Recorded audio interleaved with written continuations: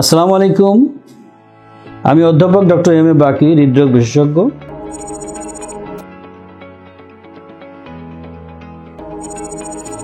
সাবেক অধ্যাপক, জাতীয় হৃদরোগ ইনস্টিটিউট ও হসপিটাল, ঢাকা।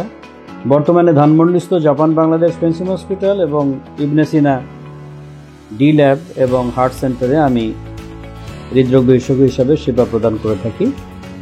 আজকের যে টপিকে আমি খুব সংক্ষিপ্তভাবে কথা বলবো সেটা হচ্ছে যে হার্ট অ্যাটাকের পূর্ব লক্ষণ শরীরের মধ্যে কি আসতে পারে। এটা খুব ইম্পর্ট্যান্ট, কারণ আমরা এগুলি খেয়াল করি না বলে একটা পর্যায়ে হার্ট অ্যাটাক নিয়ে যখন আমাদের কাছে রোগী আসে এবং যখন আমরা প্রশ্ন করি যে আপনার ইতিপূর্বে এই লক্ষণগুলি ছিল কিনা, তখন তারা কিন্তু বলে যে হ্যাঁ, এটা 6 মাস বা 1 বছর আগে থেকে আমরা বুঝতে পারতেছি। তাহলে তখন থেকে আমরা যদি চিকিৎসা করতাম, তাহলে হার্ট অ্যাটাকের মতন একটা জীবন ধ্বংসকারী বা আমরা যেটাকে ফ্যাটাল ডিজিজ বলি, এরকম ডিজিজের ভিতরে নাও পড়তে পারতাম। সেটা নিয়ে সংক্ষেপে যে কথাটা বলি যে হার্টের রক্তনালী ব্লক হয় এবং সেই ব্লকের পিছনে কী কী কারণ থেকে সেটা আপনারা সবাই জানেন, যে আন্তর্জাতিকভাবে স্বীকৃত ধূমপান, উচ্চ রক্তচাপ বা হাই ব্লাড প্রেশার, ডায়াবেটিস এবং কোলেস্ট্রল, এই 4টা খুব ইম্পর্টেন্ট। এরপরেও কিছু ছোটোখাটো আছে যেগুলি সিডেন্টারি লাইফস্টাইল, যেখানে দৈহিক পরিশ্রম মোটেও করেন না, এক্সেস স্ট্রেস, অ্যাংজাইটি, এগুলি। তো এগুলির ভিতরে আমরা ইন্টারেস্টিংলি হলো যাদের হার্ট অ্যাটাক হয় তাদের কোনো না কোনোটা খুঁজে পাওয়া যায়, অথবা যাদের কিছুই পাওয়া যায় না তাদের ক্ষেত্রে আমরা জেনেটিক প্রিডিসপোজিশন বা বংশানুক্রমিক একটা তথ্য আমরা পেয়ে যাই, তো তার বাবা বা মায়ের অল্প বয়সে হার্ট অ্যাটাক হয়েছিল। এই হার্টের রক্তনালীগুলো যখন ব্লক হয়, প্রথম পর্যায়ে কোনো কিন্তু কষ্ট থাকে না, কিন্তু 70-80% যখন ব্লক হয়ে যায় তখন কিন্তু হাঁটলে পরে এক ধরনের শ্বাসকষ্ট, যেটাকে এক্সারশনাল ডিসপ্নিয়া আমরা বলি। যে একজন মানুষ মর্নিং ওয়াক করতেন এবং খুব নির্দ্বিধায় উনি 3 কিলোমিটার হাঁটতেন, এখন দেখতেছেন যে 2 কিলোমিটার 1.5 কিলোমিটার পরে তার ভিতর থেকেই মনে হচ্ছে আমি একটু রেস্ট নিই। এই যে ভিতর থেকে মনে হয়, এই যে অল্প পরিশ্রমে হাঁপিয়ে যাওয়া, অথবা কেউ 1 লাফে 5 তলায় চলে যেতেন, মধ্য বয়সী একজন ব্যক্তি যিনি খুবই সচল ছিলেন এবং 5 তলায় উনি উঠে যেতেন, এখন ওনার কাছে মনে হয় যে 3 তলায় উঠে আমার কাছে একটু রেস্ট নেওয়া দরকার, অথবা 5 তলায় উঠলে কিন্তু উনি 5 মিনিট ধরে হাঁপাতে থাকেন। তো এইগুলো কিন্তু লক্ষণ যে হার্টের রক্তনালী ব্লক হচ্ছে। হাঁটলে পরে যে সবসময় বুকে ব্যথা হবে তা না, বুক ধড়পড়ের পরিমাণটা বেড়ে যেতে পারে, যেটাকে প্যালপিটেশন আমরা বলি, এবং অল্প কারণে বুক ধড়পড় করতে পারে, অল্প পরিশ্রমে বুক ধড়পড় করতে পারে, অল্প পরিশ্রমে আপনি হাঁপে যেতে পারেন। একটা ভুল ধারণা আমাদের রোগীদের ভিতরে প্রচলিত আছে, সেটা হচ্ছে যে আমার কিন্তু ডাক্তার সাহেব কখনোই বুকে ব্যথা হতো না।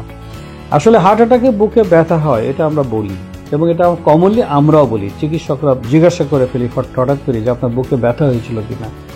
হার্ট অ্যাটাকে কিন্তু সবসময় বুকে ব্যথা হয় না। আর হার্ট অ্যাটাকের পূর্ব লক্ষণ যেটা, সেটা কোনো কোনো ক্ষেত্রে ব্যথা হয়, যেটাকে আমরা ক্রনিক স্টেবল অ্যানজাইনা বলি।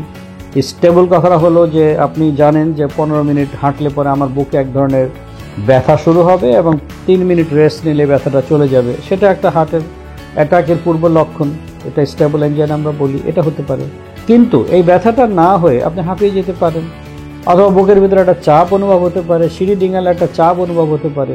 তো এই জিনিসগুলি যেটা আপনার আগে মোটেও ছিল না, আপনি খুবই অ্যাক্টিভ লাইফ লিড করেছেন এবং আপনি 5 তলায় উঠতেন অথবা 2 কিলোমিটার হাঁটাহাঁটি করতেন, তারপরে আপনি জোরে জোরে হেঁটে বাজার করতেন, গ্রামের বাজার থেকে আপনি 10 কেজি ব্যাগে করে নিয়ে আসতেন, এখন কিন্তু আপনি 10 কেজি আর পারেন না, 5 কেজি হলেও আপনি হাঁপিয়ে যান। এগুলি কিন্তু হার্ট অ্যাটাকের পূর্ব লক্ষণ। তার মানে হার্টের রক্তনালী ব্লক হচ্ছে এবং এই ব্লকটা আপনার সামনের দিকে এগিয়ে যাচ্ছে। 70 ছিল 80 হচ্ছে, 80 ছিল 85 হচ্ছে, এবং আপনার রক্ত সরবরাহ কমতেছে বিধায় এই লক্ষণগুলি আপনি।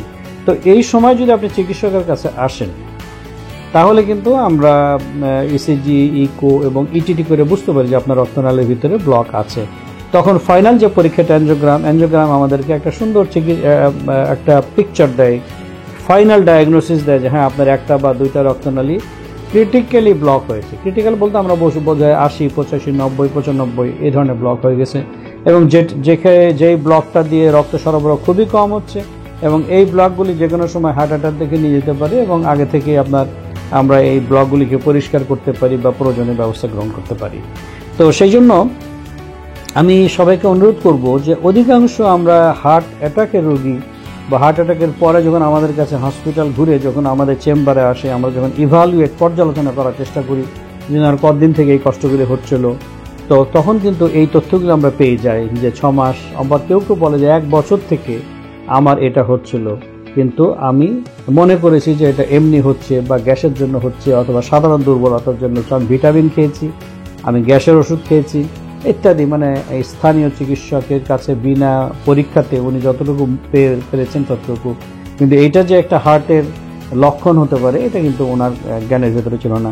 সেজন্য আমি আশা করি যে আমাদের এই প্রোগ্রামগুলি সম্পূর্ণটাই সচেতনতামূলক এবং আপনার কাছে সব তথ্য থাকবে তা না, তবে আমরা আপনাদেরকে তথ্য দেওয়ার চেষ্টা করব। যদি এই ধরনের জিনিস হয় তাহলে চেক আপ, একটু আগে আমরা ভিডিও একটা করেছি, সেটা চেক আপের নিয়েই কথাবার্তা বলছিলাম। সেই চেক আপটা কিন্তু আপনার জীবনে খুবই প্রয়োজন। পৃথিবীর সবচেয়ে অমূল্য সম্পদ হলো আমাদের সুস্বাস্থ্য, এবং এই সুস্বাস্থ্য যদি থাকে তাহলে আমরা পৃথিবীর অন্য আনন্দকে উপভোগ করতে পারবো। আর স্বাস্থ্য যদি চলে যায়, আমাদের অর্থ, বিত্ত, মান, সম্মান, আমাদের ঐশ্বর্য কোনো কিছুই কিন্তু কাজে লাগে না।